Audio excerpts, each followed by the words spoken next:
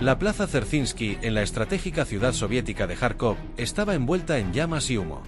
Era la tercera vez que se convertía en una zona de batalla desde 1941. El cuerpo de élite de las Waffen-SS Panzer había rodeado la ciudad para recuperarla, con los Panzergrenadiers enfrentándose a los defensores soviéticos en un despiadado combate casa por casa. Pero la resistencia era feroz, y los francotiradores soviéticos eliminaban a cualquier soldado enemigo a la vista. Mientras las granadas volaban sobre los edificios y las ráfagas incesantes de fuego de ametralladora cubrían la escena, los soldados alemanes tenían que mantenerse agachados y esperar a que los panzers entraran para eliminar el último bastión de resistencia del ejército rojo en una ciudad que podría marcar una diferencia significativa en el curso de la guerra. Durante la Operación Barbarroja en el verano de 1941, más de 4 millones de tropas del eje avanzaron por el territorio de Stalin, aniquilando unidades soviéticas enteras con la exitosa doctrina del Blitzkrieg. Luego, en octubre, el sexto ejército alemán del Grupo de Ejército Sur se acercó a la ciudad de Kharkov, Ucrania, para arrebatársela al 38º ejército soviético. Mientras los combates se intensificaban, el personal soviético desmanteló las fábricas de la ciudad para reubicarlas lejos de los bombardeos alemanes. El combate duró 4 días y terminó con una victoria alemana. Sin embargo, los rusos lograron su objetivo y antes de retirarse, evacuaron o destruyeron los equipos esenciales de las fábricas. Kharkov era crucial tanto para la Wehrmacht como para la Unión Soviética, ya que sus conexiones ferroviarias y aéreas la convertían en un punto estratégico para Ucrania, la península de Crimea, el Donbass, el Dnieper y el Cáucaso. Las secuelas de la batalla dejaron la ciudad en ruinas y la población pronto comenzó a sufrir hambruna. El escritor Alexei Nikolayevich Tolstoy describió la escena. Vi Kharkov como si fuera Roma en el siglo V, un enorme cementerio. Además, la ciudad sufriría otro devastador ataque cuando el Ejército Rojo intentó recuperarla en mayo de 1942. Más de 350,000 soldados del eje, liderados por Fedor von Bock y Ewald von Kleist, se enfrentaron a más de 750,000 tropas soviéticas a lo largo del río Donets entre el 12 y el 28 de mayo, con el Ejército Rojo sufriendo más de 280,000 bajas, mientras que las pérdidas del eje ascendieron a unas 20,000. La Operación Fredericus, lanzada para frenar el avance soviético, había sido un éxito. A pesar de la impresionante derrota contra el eje, el alto mando soviético estaba decidido a recuperar la ciudad y comenzó a planear un contraataque en 1943. Para entonces, la situación había cambiado para la Wehrmacht tras su derrota en Stalingrado en febrero, donde el sexto ejército del general Paulus fue rodeado y obligado a rendirse. Además, el Stavka soviético lanzó la Operación Estrella para retomar Kursk, Kharkov y Belgorod. 4 cuerpos de tanques soviéticos, liderados por el teniente general Markian Popov, rompieron las defensas alemanas en el Donetsk y atacaron la retaguardia del frente del eje. Mientras tanto, otros 2 cuerpos de tanques avanzaron hacia la ciudad de Zaporilla, cerca del río Dnieper, para asaltar el cuartel general del Grupo de Ejército Sur. Las fuerzas alemanas se retiraron de Kharkov y se reagruparon para contrarrestar la ofensiva soviética, pero los soviéticos recuperaron la ciudad un día después y concentraron más fuerzas para continuar su avance. Hitler entonces voló al cuartel general de Erich von Manstein para expresar su descontento por la retirada y ordenó al experimentado mariscal que contraatacara de inmediato. Sin embargo, Manstein lo convenció de que era más adecuado atacar el flanco extendido del Ejército Rojo con sus 5 cuerpos panzer y luego avanzar hacia Kharkov. El Führer aceptó dejar que Manstein actuara como considerara necesario, siempre que lograra hacer retroceder al enemigo, que ahora amenazaba con tomar el aeródromo donde estaba estacionada la vital 4ª División Aérea de la Luftwaffe. A medida que el mariscal reunía sus fuerzas y planificaba la operación, los ejércitos soviéticos 60º y 13º empujaron a la 4ª División Panzer hacia Kursk, abriendo una brecha de 40 millas entre las fuerzas alemanas en la región. La resistencia alemana se endureció en los días siguientes y los avances soviéticos disminuyeron considerablemente. Sin embargo, el daño ya estaba hecho, ya que los soviéticos habían roto el frente y amenazaban con aplastar varias unidades alemanas. Manstein tenía que actuar rápido y atacar con fuerza. El cuerpo panzer de élite de las Waffen-SS. El Führer liberó varias divisiones panzer y motorizadas para fortalecer la contraofensiva, trayendo más de 130,000 tropas del eje contra más de 300,000 soldados soviéticos.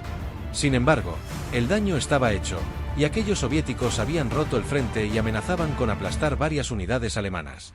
Manstein tenía al primer ejército panzer, al 4º ejército panzer y a la 4ª flota aérea a su disposición. Manstein intentaba actuar rápido y atacar con fuerza. Y la sexta flota aérea también estaba a su disposición.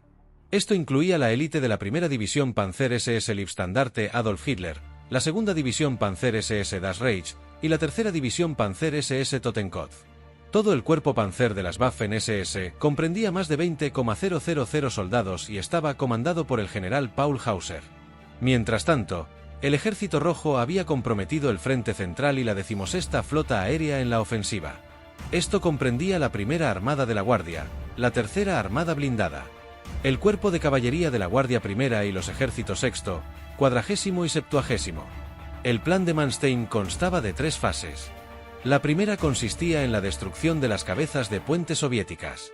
La segunda implicaba la recaptura de Kharkov, y la tercera era un ataque contra las fuerzas soviéticas ubicadas en Kursk. La empresa fue conocida por los alemanes como la Campaña del Donetsk. El cuerpo panzer de las Waffen SS de Hauser fue enviado el 19 de febrero para atacar las fuerzas enemigas al sur de Zaporilla y desviar la atención de otro ataque del cuarto ejército panzer. Mientras tanto, el primer ejército panzer avanzó al norte para destruir una columna de tanques enemigos. Los primeros choques tomaron por sorpresa a los cuerpos de tanques del Ejército Rojo. Como los alemanes esperaban, el ímpetu de las unidades panzer alemanas rechazó a los ejércitos soviéticos que avanzaban, y después de 3 días de intenso movimiento a través de la línea del frente, la Luftstandarte SS Adolf Hitler flanqueó al sexto ejército soviético y aseguró el río Dnieper. Los tanquistas de las Waffen SS luego rápidamente rodearon, inmovilizaron y destruyeron múltiples unidades de vehículos del Ejército Rojo dispersas cerca del río Samara de manera similar. Las divisiones Das Reich y Totenkopf avanzaron por el noreste y destruyeron las frágiles redes de suministro de las cabezas de puente del Ejército Rojo. Para el 24 de febrero, la ofensiva soviética fue detenida y las tropas de Stalin pasaron a la defensiva. Tomando Kharkov, el ejército blindado soviético tercero comenzó a enfrentar a las fuerzas del eje al sur de Kharkov. Durante la última semana de febrero, las unidades de infantería que avanzaban fueron reforzadas por los regimientos de las divisiones Luftstandarte y Totenkopf para defenderse de las unidades blindadas del Ejército Rojo. Pronto, el frente central soviético ganó algo de terreno contra el segundo ejército panzer, pero el ataque rápidamente perdió impulso y se estancó. Luego, el 3 de marzo, el Stavka organizó un grupo de tareas para liberar al sexto ejército soviético de un cerco alemán. Pero los vehículos y columnas de infantería del Ejército Rojo fueron acechados y eliminados fácilmente por los bombarderos en picado Ju-87 Stuka mientras intentaban decimar a la tercera división Panzer SS.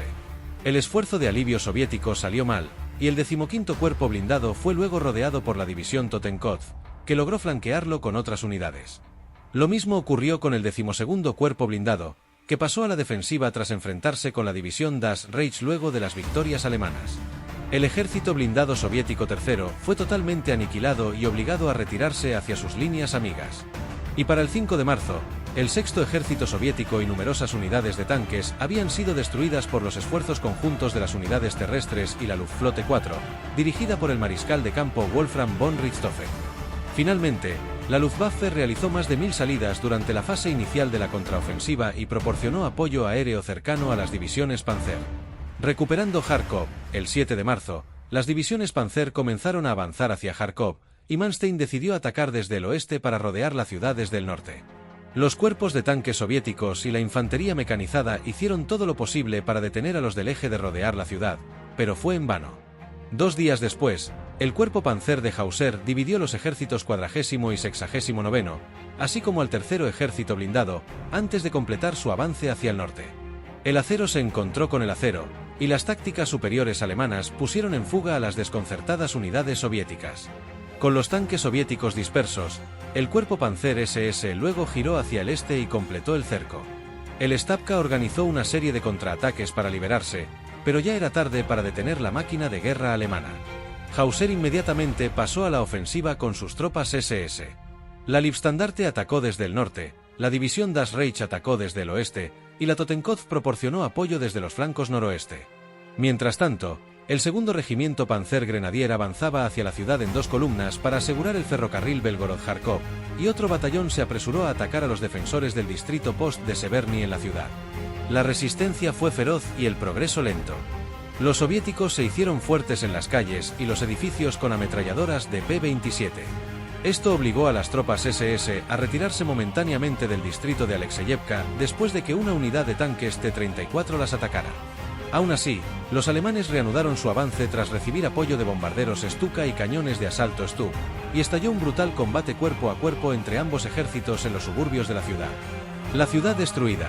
A medida que las tropas SS se acercaban al centro de la ciudad a través de la plaza Dzerzhinsky el 12 de marzo, los francotiradores soviéticos infligieron fuertes bajas. Sin embargo, más fuerzas alemanas entraron en la ciudad desde un puente sobre el río Kharkov, abrumando a los defensores del Ejército Rojo. La ciudad fue diezmada, pero la lucha disminuyó significativamente para el 14 de marzo. El cuerpo Panzer limpió la ciudad en los días siguientes, y los restos de los ejércitos soviéticos se retiraron y abandonaron la ciudad, dejándola a los alemanes. Al final, el Ejército Rojo tuvo más de 80,000 bajas, mientras que el cuerpo Panzer de las Waffen-SS de Hauser perdió más de 4,000 hombres. La tercera batalla de Kharkov fue la última gran victoria alemana en el frente oriental, pero los participantes de ambos lados se encontrarían de nuevo en el verano de 1943 en la batalla de tanques más grande de la Segunda Guerra Mundial, el combate en el saliente de Kursk.